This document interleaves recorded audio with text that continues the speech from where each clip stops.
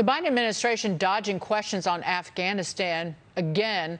State Department spokesman Ned Price not revealing details of the vetting process for refugees, but said it should be quick for the tens of thousands seeking entry into the United States. Or maybe those already here. Joining me now, former State Department policy advisor under President Trump, Vandenberg Coalition advisor Paul Kapur. Paul, the special immigration visa process has been a problem across administrations, but what do you make of at least how the Biden administration is communicating about this problem? Well, I think there are problems on both ends of the process. So at one level, people who should have gotten out, Afghan partners of ours who should have gotten out of Afghanistan have been unable to. But it's also possible that some people who shouldn't have come along did. And it's going to be very hard to vet them now, given the situation in Afghanistan. We're not going to be able to reach back into databases and records and so on. So it's going to be a problem moving forward, and it just illustrates the way that this was botched on both ends of the process. Paul, what needs to be done to get these friends, allies, who are still even citizens, who are stuck in Afghanistan, interpreters, for one example? How does the United States get them out at this point? Well, unfortunately, we don't have a lot of leverage. One hopes that we're going to pursue all avenues energetically, and that's diplomatic, economic, and where appropriate, military. But again, we don't have a lot of leverage. There's hope that the Taliban will be pragmatic about this. They've said that they're going to let people out. They've also said that generally they're going to take a more pragmatic approach to governing. So let's see. But given their track record in the past, there's not a lot of hope for trusting them. Yeah, pragmatism and terror group don't quite go hand in hand. Paul, you have an op-ed out in the Wall Street Journal this week titled, "No, Trump Didn't Force Biden's Withdrawal." President Biden continues to try to shift the blame onto President Trump and his Doha agreement with the Taliban. Listen to this. The former president made a deal with the Taliban that he would get all American forces out of Afghanistan by May 1. My predecessor, the former president, signed an agreement with the Taliban.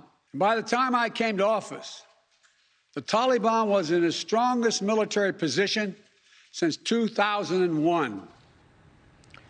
Paul, these claims are false. How are they exacerbating the current crisis? Well, what they're doing is trying to shift blame to the Trump administration, and the idea is to prevent us from finding out what really happened. I mean, we're going to have to get to the bottom of this and figure out who did what, when, what were the mistakes that were made, and resolve never to make those mistakes again. But we can't do that if we shift the blame and obfuscate, and that's what's happening here. It is a real mischaracterization of the Doha Agreement to claim that it required us and required the Biden administration to pull out unconditionally of Afghanistan by the 31st of August or, frankly, by any other date.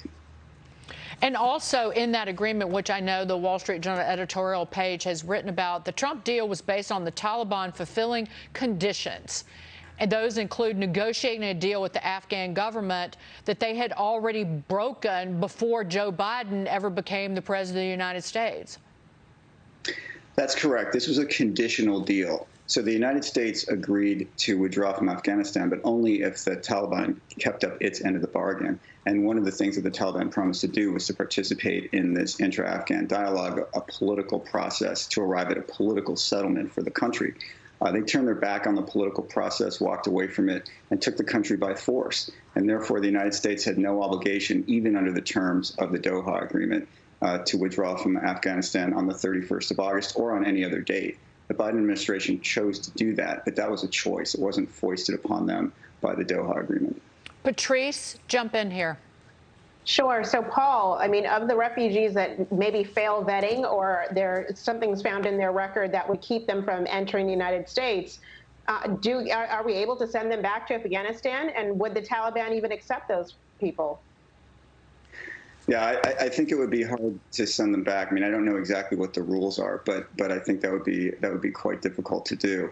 But again, this really highlights the fact that you've got problems on both ends of this process, right? I mean, you've got to be able to get the people out that really did help us and to whom we owe a tremendous debt of gratitude.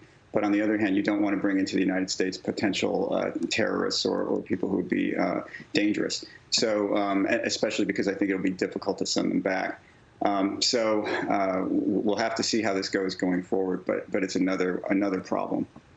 Paul Kapur, thank you so much for being here. Good to see you. Have a terrific weekend.